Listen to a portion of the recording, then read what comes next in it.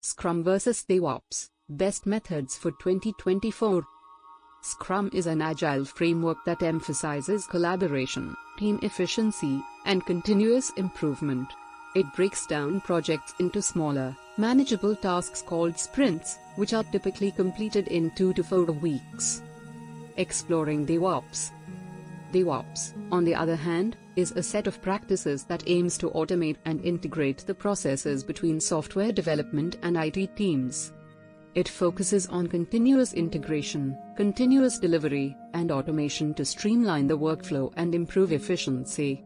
DevOps encourages collaboration, innovation, and process improvement throughout the software development life cycle. Scrum vs DevOps, a comparison.